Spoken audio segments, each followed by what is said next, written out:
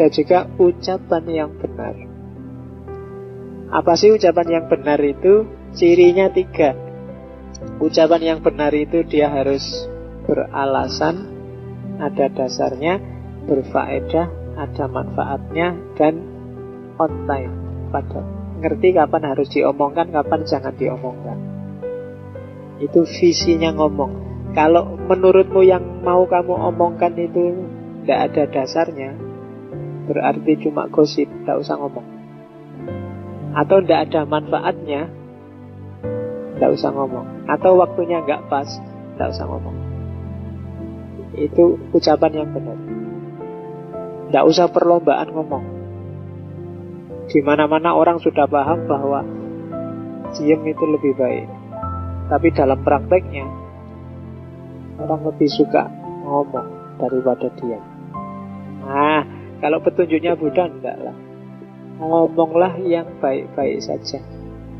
Itu kan kayak ceritanya Socrates yang dikenal dengan hukum 3 lapis, threefold law. Jadi kalau ada temenmu ngajak gosip, saringlah gosip itu di 3 level. Dan satu ketika ada orang mau gosip, terus datang pada Socrates. Tiba-tiba dia datang, Socrates, tak kasih tahu ya, saya punya kabar tentang muridmu yang dibully di mana gitu. Terus katanya, sebentar, sebelum kamu ngomong, jawab dulu pertanyaanku. Yang pertama, kamu yakin gak dengan yang kamu omongkan? Enggak sih, itu kan gosip. Kan saya dengarnya dari orang lain juga. Yo. Terus yang kedua, yang kamu omongkan itu baik gak? Isinya kira-kira? Ya enggak lah, mana ada gosip yang baik. Gosip itu kan ngomong yang roto wah, yang roto wow gitu. Gak ada berita. Kalau biasa-biasa aja kan enggak gosip. Oke. Terus yang ketiga, ada gunanya nggak buatku kalau kamu ngomong itu? Menurutku sih nggak ada. Yang ini cuma nggak jelas juga gosip ya. Makanya katanya Socrates, kalau gitu kamu nggak usah capek-capek ngomong deh. Wong ya belum pasti benar, nggak ada gunanya, ya kan? Nggak jelas juga. Nah, ngapain kita capek-capek ngomong? Itu Socrates. Jadi ya prinsipnya sama, ucapan yang benar. Dia harus ada dasarnya, jangan mau jadi penyebar gosip, berfaedah, jangan ngomong sesuatu yang sia-sia, tiwas energimu habis, gak ada manfaatnya. Dan yang ketiga harus on time. On time itu ngerti momen, ngerti konteksnya. Jangan ada temanmu meninggal terus kamu bilang, yo biasalah, setiap orang pasti mati, nggak usah nangis segala. Nah itu nggak ngerti momen namanya, ya kan? Ya, kalau ada temanmu diputus pacarnya misalnya, kamu yo ngerti momen, kamu nggak usah ngomong, wah, yo memang gitu, kamu jelek sih, pacarmu lah, iya itu kan. Ya ngomong jelek itu, loh Pak, saya ngomong jelek kan biar dia sadar dengan kondisinya Pak. Iya, tapi momennya ndak saat itu. Kamu harus ngerti momen. Nah, ya banyak orang pintar ngomongin ndak pas juga jadi blunder kan. Zaman dulu waktu ada tsunami, saya lupa itu ada Marzuki Ali yang ngomong, ya biasa lah, kalau punya rumah di tepi pantai ya harus siap kena tsunami. Loh itu bener, masuk akal. Cuma ya jangan pas orang kena tsunami bilang gitu, ya kan? Isinya benar tapi tergolong ucapan yang tidak benar. Karena apa? Waktunya tidak pas. Jadi harus nyari momen yang pas. Dan yang kamu ucapkan harus berfaedah. Jangan ngomong yang sia-sia. Kan banyak sekarang kan ngomong yang cuma dapat capeknya. Saya sering lihat banyak, ini contoh ya, kalau mungkin kamu jadi khotib atau jadi penceramah, usaha, ya kecuali kalau sedang latihan khotbah ya. Kalau memang sedang pengajian beneran, usahakan ngasih sesuatu yang bermanfaat pada audienmu. Nggak bolak-balik Ittaqullah, takwa itu menjalankan. Kabeh wong wis ngerti. Kecuali khutbah Jumat karena dia jadi syarat rukunnya. Tapi kalau yang momen-momen ngomong nyari yang berfaedah, bukan yang ngulang-ngulang yang tidak ada manfaatnya. Saya kasih tahu ya Bapak Ibu, Islam itu rukun Islamnya ada 5. Yang pertama syahadat itu. Ini penting loh ya. Iya penting. Cuma mereka sudah ngerti, ngapain dikasih tahu. Ya, aku eman-eman energinya gitu loh. Yo ambil aja satu tema yang kelihatannya mereka syahadat kok wis ayo diperdalam. Gimana sih memperdalam syahadat? Itu kan daripada kamu ngasih tahu yang dasar-dasar, itu pelajarannya anak SD kelas 1. Rukun Islam ada 5. Ya enggak apa-apa kalau cuma kamu sedang latihan khutbah atau sedang enggak punya materi kepepet harus khutbah, enggak apa-apa. Cuma untuk momen-momen yang butuh faedah banyak, ya manfaatkan sebaik-baiknya, itu mengemansipasi masyarakat. Ucapan yang benar. Oke. Sisa yang lain setelah ucapan yang benar nggak perlu saya jelaskan satu-satu, nanti waktunya habis. Sekarang kita lihat yang kedua, hukum sebab akibat. Coba diperhatikan, kenapa Buddhisme disebut sangat filosofis. Apa sih sumbernya duka itu? Kalau kita bisa memutus rantai sebab akibat ini, kita terbebas dari duka dan mencapai nirwana. Yang pertama, sumber kita galau, sumber kita duka adalah kebodohan. Maka nyari ilmu itu wajib. Bodoh. Kalau kita bodoh, kenapa sih kalau kita bodoh? Orang bodoh kan gak ada hukumnya, Pak. Masalahnya kalau kita bodoh, yang kita lakukan itu bentuknya keliru mesti dan akan ada karmanya.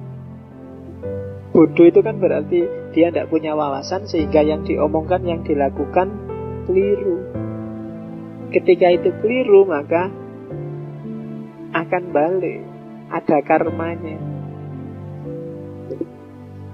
Tidak ngerti aku kalau tidak boleh tidak boleh mukul. Tidak ngerti aku kalau nggak boleh mencaci maki. Tidak ngerti, karena tidak ngerti maka tindakannya salah terus.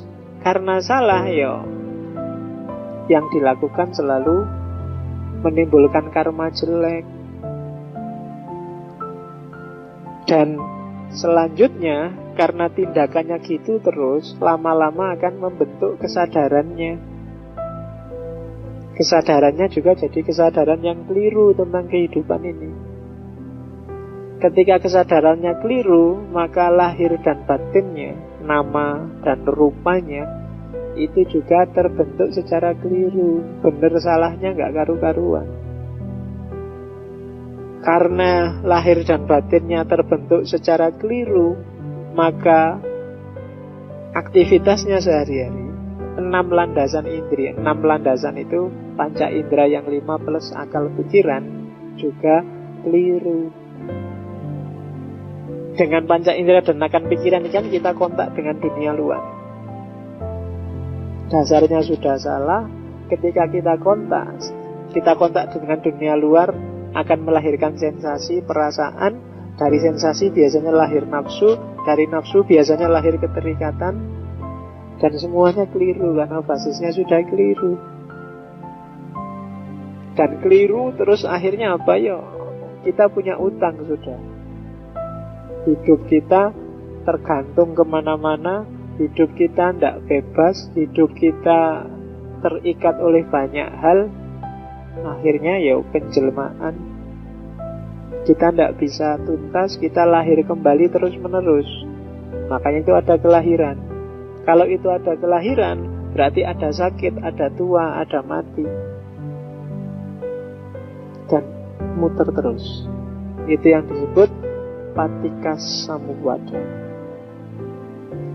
mata rantai sebab akibat. Ringkasnya ya, kalau kamu bodoh, yang kamu lakukan jelek, mesti keliru. Dirimu juga terbentuk secara jelek, secara keliru. Aktivitasmu juga keliru terus. Keliru berarti apa? Kamu kehilangan hakikat hidup. Ketika itu keliru, ya kamu akan lahir kembali terus. Saya tidak tahu dulu kamu, kehidupanmu sebelumnya apa. Cuma kamu dapat kesempatan, dapat momen untuk ngerti bahwa jangan-jangan dulu aku juga sempat hidup. Itu sudah luar biasa. Kalau di Buddhisme, tidak setiap orang loh punya kesempatan untuk ngincipi, oh iya ya, ada 8 jalan. Oh iya ya, ada 4 hakikat hidup. Ada karmanya masing-masing. Kok kamu bisa ngaji filsafat hari ini dan ketemu Buddhisme?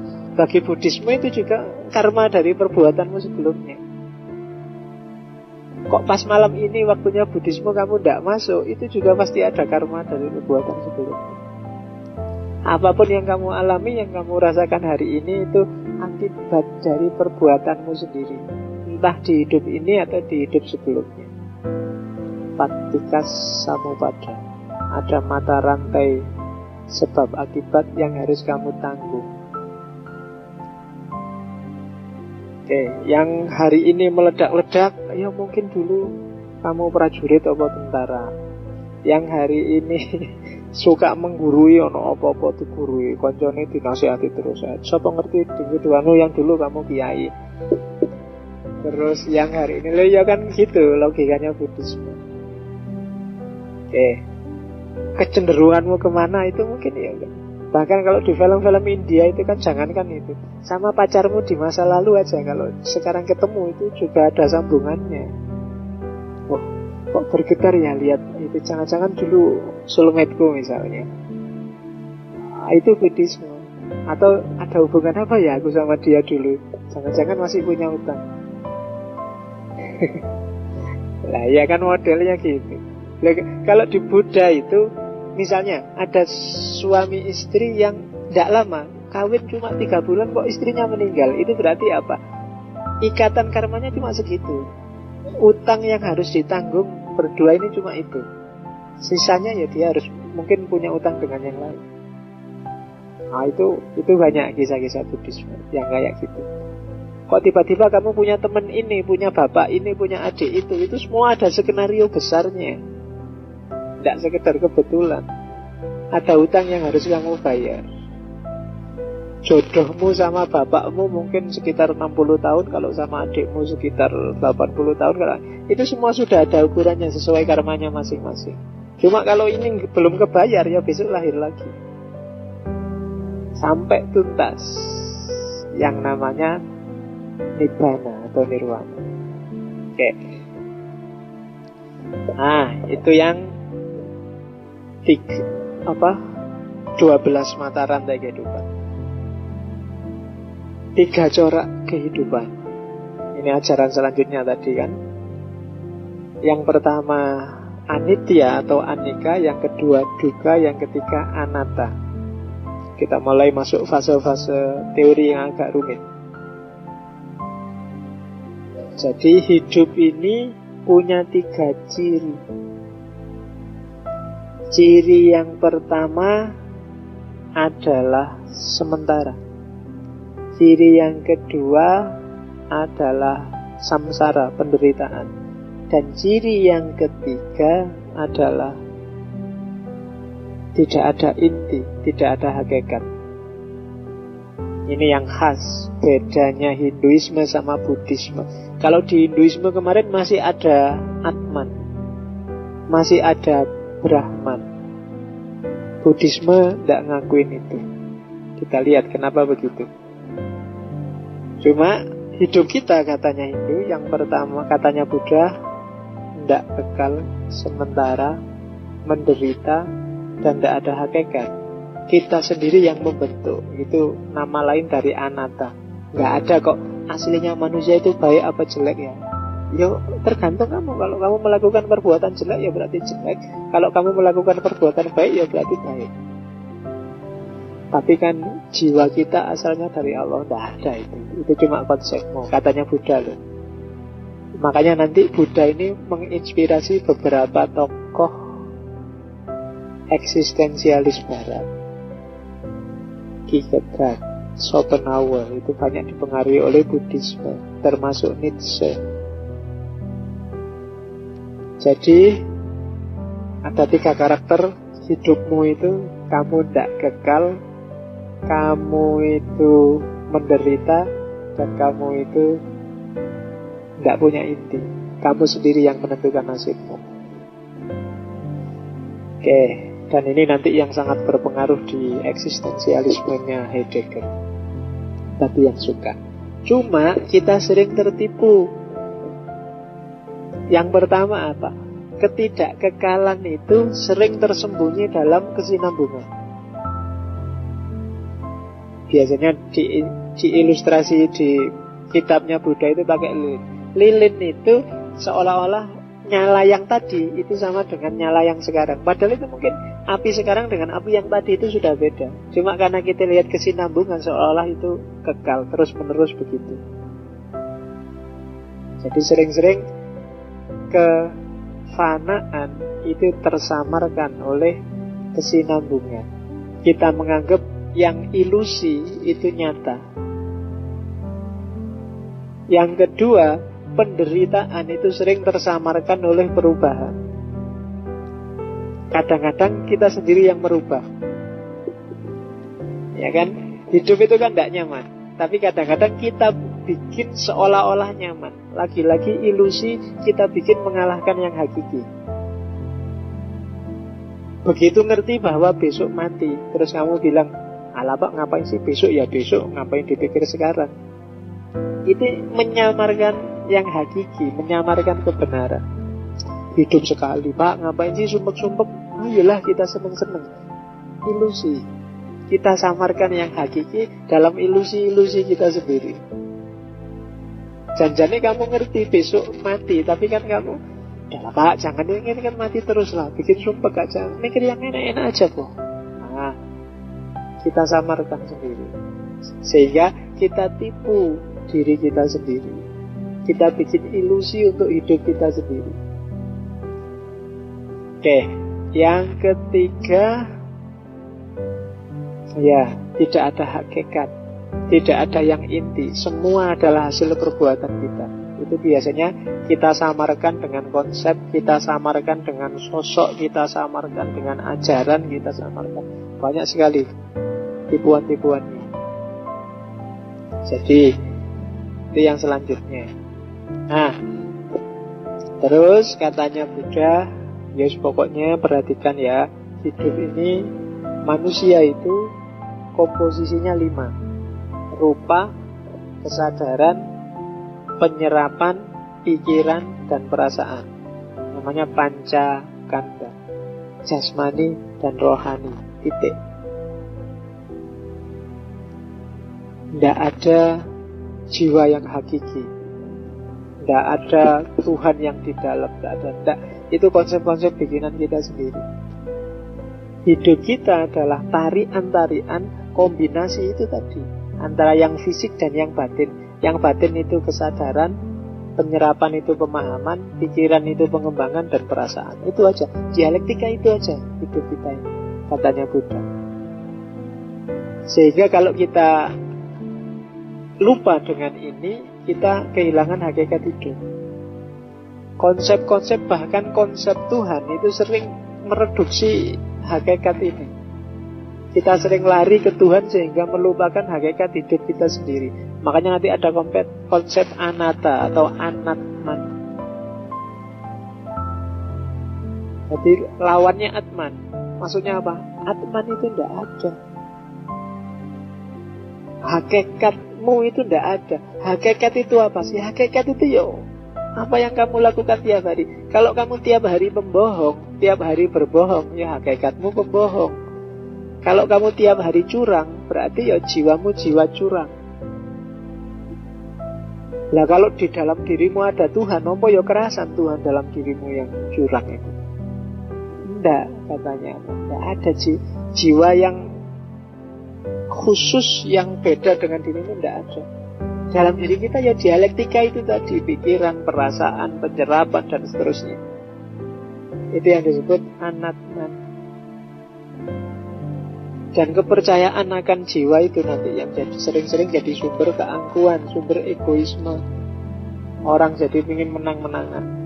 Karena aku adalah makhluk yang terbaik, karena aku ini orang penting, aku ini sumbernya aku itu ya karena ego tadi. Karena kepercayaan pada jiwa itu doktrin anatman, anti pada konsep-konsep besar agama-agama tentang jiwa, termasuk juga tentang Tuhan. Jadi katanya Buddha ini nanti menginspirasi banyak filosof ateis barat, nggak bisa dijelaskan. Kalau memang yang dimaksud Tuhan itu loh ya, begitu dijelaskan kita akan terjebak dalam konsep-konsep, dan yang kita sembah akhirnya ya konsep itu. Maka teologinya Buddhisme kalau kamu sebut Tuhannya ada nggak? Nggak ada. Meskipun karena di Indonesia dipaksa harus ada Tuhannya, jadi di Indonesia terus disebut ada Tuhannya namanya Sang Hyang Adi Buddha, pinterin enggak. Tapi sebenarnya tidak. Teologinya Buddhis itu teologi yang negatif, totally negatif. Negatif itu pokoknya Tuhan itu apa sih? Laisa kamitslihi syai'un. Tidak bisa dijelaskan, saudara. Gak usah diomong. Begitu kamu omong bulet dewe nanti. Karena kamu akan terjebak oleh konsep-konsep. Yang penting tempuh perjalananmu dan kamu akan sampai pada state yang disebut nibbana tadi, yang itu karakternya karakter ketuhanan. Ya meskipun ada sih orang-orang Buddhis tertentu yang beralasan sebenarnya di Indonesia juga tidak harus kok agama ada Tuhannya. Toh sila pertama tidak bilang Tuhan yang Maha Esa, bilangnya ketuhanan yang Maha Esa.